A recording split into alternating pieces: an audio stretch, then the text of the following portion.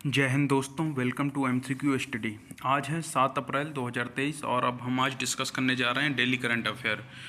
तो फिलहाल पहले आज जो 7 अप्रैल है उसके बारे में बात कर लेते हैं। 7 अप्रैल को विश्व स्वास्थ्य दिवस मनाया जाता है, वर्ल्ड हेल्थ डे, और 2023 के लिए इसकी थीम है हेल्थ फॉर ऑल। ठीक है, हेल्थ फॉर ऑल थीम है, याद रखिएगा, पूछा जाता है। अब हम पहला क्वेश्चन कर रहे हैं आज का। फोर्ब्स द्वारा जारी अरबपतियों की वार्षिक सूची में शीर्ष स्थान किसे प्राप्त हुआ है?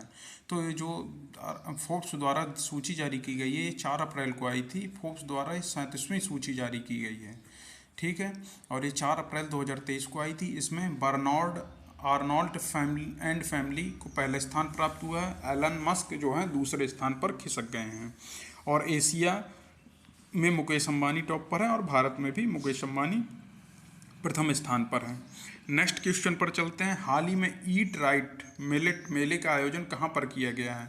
जो ईट राइट मिलेट मेला आयोजन है ये लखनऊ में किया गया है। उत्तर प्रदेश की राजधानी है लखनऊ और इसका उद्देश्य जो है श्री अन्न महोत्सव को लोकप्रिय बनाना है।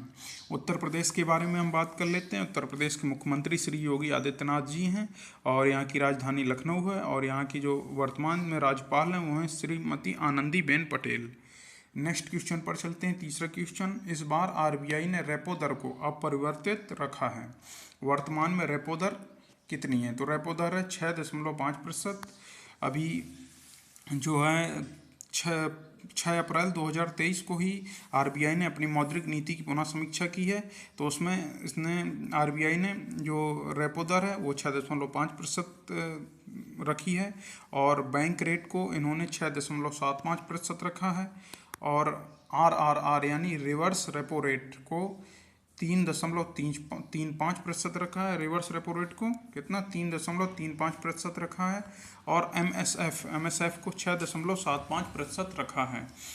और जो मौद्रिक नीति है, मौद्रिक नीति समिति के अध्यक्ष रिजर्व बैंक ऑफ इंडिया के जो गवर्नर हैं शक्तिकांत दास जी वो हैं। और रिजर्व बैंक ऑफ इंडिया के बारे में बात कर लेते हैं। 1 अप्रैल 1935 को इसकी स्थापना हुई थी आरबीआई एक्ट 1934 के तहत और इसका हेडक्वार्टर जो है मुंबई महाराष्ट्र में है।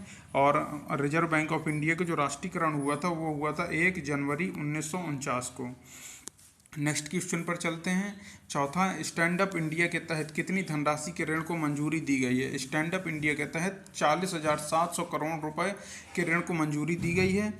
स्टैंड अप इंडिया के बारे में बात, ये 7 साल में इतना ऋण दिया गया है। स्टैंड अप इंडिया के बारे में बात कर लेते हैं। 5 अप्रैल 2016 को इसकी शुरुआत हुई थी और इसका उद्देश्य महिलाओं, अनुसूचित जाति और अनुसूचित जनजाति समुदायों के बीच उद्यमिता को बढ़ाने के लिए इसकी शुरुआत की गई थी। नेक्स्ट क्वेश्चन पर चलते हैं। 5वां है, किस राज्य के शिक्षा मंत्री श्री जगन्नाथ महतो का हाल ही में निधन हो गया? ये थे झारखंड के शिक्षा मंत्री थे श्री जगन्नाथ महतो, इनके चेन्नई में निधन हुआ है। और अब हम झारखंड के बारे में बात कर लेते हैं। झारखंड जो राज्य है वो 15 नवंबर 2000 को बिहार से अलग होकर बना था और झारखंड की राजधानी रांची है। यहाँ पर 82 विधानसभा सीटें, ये भी इसका विधानमंडल एक सदनीय है। यहाँ पर 82 विधानसभा सीट हैं और लोकसभा सीट यहाँ पर 14 हैं और राज्यसभा सीट जो हैं 6 हैं। याद रखिएगा, विधानसभा 82, लोकसभा 14 और राज्यसभा 6 सीटें हैं। और झारखंड के जो वर्तमान में मुख्यमंत्री हैं वो हेमंत सोरेन सर हैं और राज्यपाल जो हैं वो हैं सीपी राधाकृष्णन। नेक्स्ट क्वेश्चन पर चलते हैं। 6वां है, हाल ही में पहली सरकारी महिला सहकारी निधि किस राज्य द्वारा शुरू की गई है? ये शुरू की गई है राजस्थान द्वारा। हाल ही में पहली सरकारी महिला सहकारी निधि किस राज्य द्वारा शुरू की गई? राजस्थान द्वारा। ये जो शुरू की गई है तेलंगाना राज्य में जो एक स्त्री निधि मॉडल है उसकी तर्ज पर इसे शुरू किया गया है। और राजस्थान के बारे में बात कर लेते हैं। राजस्थान की राजधानी जयपुर है। राजस्थान के वर्तमान में सीएम अशोक गहलोत जी हैं जो भारतीय राष्ट्रीय कांग्रेस से बिलोंग करते हैं और जो वर्तमान राज्यपाल हैं वो हैं कलराज मिश्र जी। नेक्स्ट क्वेश्चन पर चलते हैं। भारतीय राष्ट्रीय राइफल संघ का अध्यक्ष किसे बनाया गया है? तो ये हैं कलकेश नारायण सिंह देव को। कलकेश नारायण सिंह देव वरिष्ठ उपाध्यक्ष थे, इन्हें उनकी अनुपस्थिति में अध्यक्ष बनाया गया। जो अध्यक्ष थे भारतीय राष्ट्रीय राइफल संघ के रणेंद्र सिंह शायद नाम है, उनकी जगह पर इन्हें कलकेश नारायण सिंह देव को अध्यक्ष बनाया गया है इस समय। नेक्स्ट क्वेश्चन पर चलते हैं। द्रौपदी मुर्मू द्वारा पद्म पुरस्कार से हाल ही में सम्मानित किया गया, तो ये है रवीना टंडन जी को सम्मानित किया गया है अभिनेत्रियों में, और ये अभिनेत्री हैं रवीना टंडन जी। और द्रौपदी मुर्मू जी के बारे में बात कर लेते हैं। भारत की 15वीं राष्ट्रपति हैं और भारत की दूसरी महिला राष्ट्रपति भी हैं। पहली महिला राष्ट्रपति कौन थी भारत की? पहली महिला राष्ट्रपति थी प्रतिभा देवी सिंह पाटिल। और द्रौपदी मुर्मू संथाल जनजाति से आती हैं, मयूरभंज जिला उड़ीसा से, और ये राष्ट्रपति बनने से पहले झारखंड की राज्यपाल थी। नेक्स्ट क्वेश्चन पर चलते हैं। संयुक्त राष्ट्र आर्थिक और सामाजिक परिषद ECOSOC द्वारा संयुक्त राष्ट्र सांख्यिकी आयोग के सदस्य के रूप में किस देश को चुना गया? ये जो चुना गया है ये भारत देश को चुना गया है, और ये 4 साल के लिए भारत को इसका सदस्य चुना गया है। नेक्स्ट पर चलते हैं। गहरे समुद्र में खनन के लिए अंतर्राष्ट्रीय समुद्री प्राधिकरण का गठन, समुद्री प्राधिकरण जुलाई 2023 में आवेदन करना स्वीकार करेगी। गहरे समुद्र में खनन के लिए अंतर्राष्ट्रीय समुद्री प्राधिकरण जुलाई 2023 में आवेदन स्वीकार करना शुरू करेगी। तो जो अंतर्राष्ट्रीय समुद्री प्राधिकरण है इसका मुख्यालय कहाँ है? इसका मुख्यालय जो है किंगस्टन है, और किंगस्टन जो है जमैका जो देश है उसकी राजधानी, जमैका देश की राजधानी है। और ये जो अंतर्राष्ट्रीय समुद्री प्राधिकरण है ये अंतर्राष्ट्रीय समुद्री संगठन से अलग है। अंतर्राष्ट्रीय समुद्री संगठन का जो मुख्यालय है वो लंदन में है। नेक्स्ट पर चलते हैं। 11वां क्वेश्चन है। एप्पल आईफोन निर्माता का पहला कंपनी के स्वामित्व वाला स्टोर भारत में कहाँ खोला जाएगा?